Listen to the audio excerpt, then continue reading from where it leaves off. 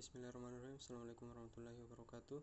Perkenalkan, saya Harun Samsul dari kelas B Psikologi Bencana akan menjelaskan materi terkait dengan psikologi korban pasca bencana. Materi pertama yaitu pentingnya memahami psikologi korban atau survivor.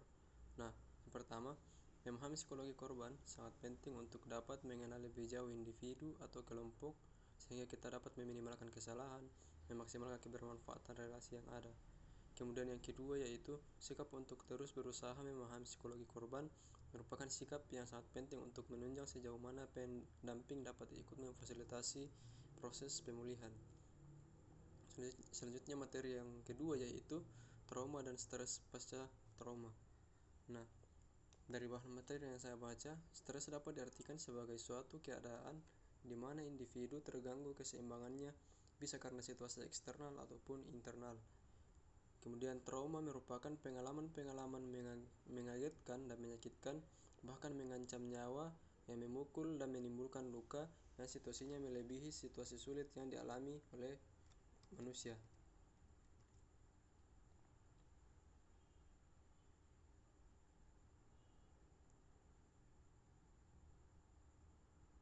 Kemudian yang ketiga yaitu stres pasca trauma.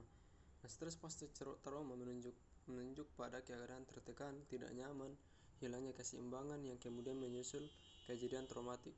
Contohnya seperti kecelakaan.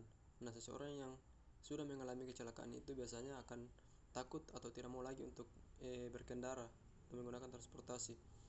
Contoh lain seperti kematian orang tua.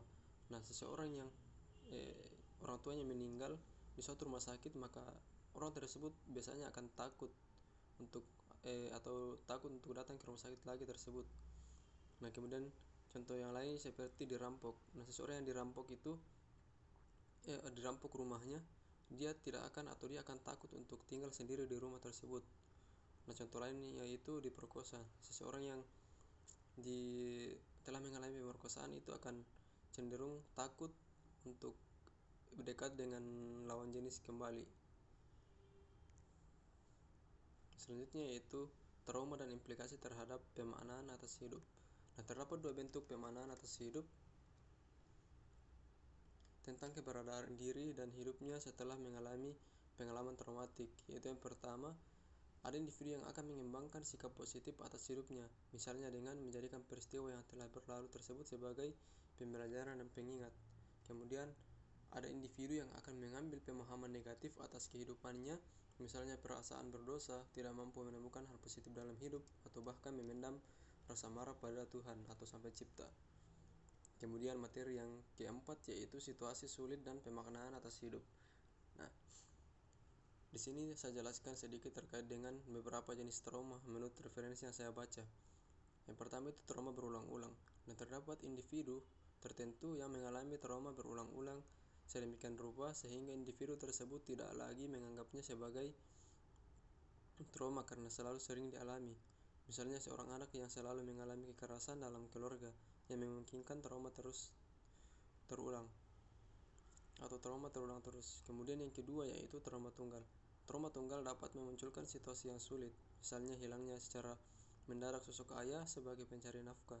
Situasi sulit yang biasa muncul yaitu keluarga tidak mampu untuk menyekolahkan anak atau tak mampu membayar hutang dan lain sebagainya. Selanjutnya saya tampilkan tabel bermacam-macam trauma, situasi sulit, dan bagaimana implikasinya. Yang pertama, aspek terkena nyawa dan keamanan. Masalah atau stresor yang sering atau memunculkan stres yaitu yang pertama, ancaman terhadap kehidupan, dan kemudian yang kedua ancaman terhadap rasa aman. Penghayatan terhadap aspek terkena tersebut yaitu yang pertama terus-menerus merasa terancam, kemudian yang kedua kewaspadaan berlebihan, kemudian yang ketiga perilaku mencari keamanan. Aspek terkena yang kedua yaitu hubungan, kedekatan, dan keterikatan atau attachment. Masalah atau stresor yang memunculkan stres yaitu yang pertama rusak atau putusnya hubungan, kemudian yang kedua ancaman hilangnya keterikatan. Penghayatan terhadap aspek terkena tersebut yaitu yang pertama kecemasan akan keterpisahan dan kehilangan, kemudian penghayatan yang kedua yaitu kehilangan dan berduka. Selanjutnya keadilan. Aspek terkena yang ketiga yaitu keadilan. Nah, adapun masalah atau stresor yang dapat memunculkan stres yaitu yang pertama, pelanggaran hak atau kebutuhan asasi manusia. Nah, penghayatan yang dapat muncul atau dari aspek terkena tersebut yaitu yang pertama kemarahan, kemudian yang kedua frustrasi. Nah, aspek terkena yang ketiga yaitu makna hidup dan keberadaan.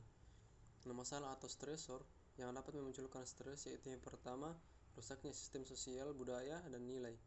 Kemudian yang kedua yaitu rusaknya keyakinan tentang diri dan kehidupan secara umum.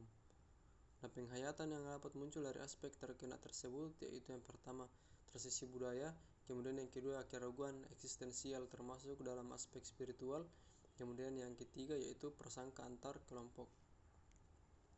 Nah, materi yang terakhir yaitu resiliensi pasca trauma. Nah, terdapat kasus-kasus individu yang menunjukkan resiliensi atau daya lenting dan daya bertumbuh yang luar biasa.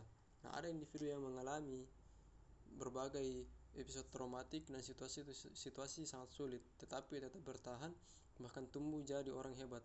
Mereka memaknai luka yang dialami tidak sebagai luka yang melumpuhkan, melainkan sebagai hal-hal yang membantu mereka bertumbuh.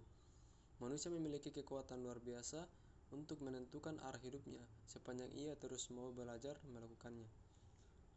Nah, mungkin itu sedikit pemaparan materi dari saya. Kurang lebihnya mohon dimaafkan. Assalamualaikum warahmatullahi wabarakatuh.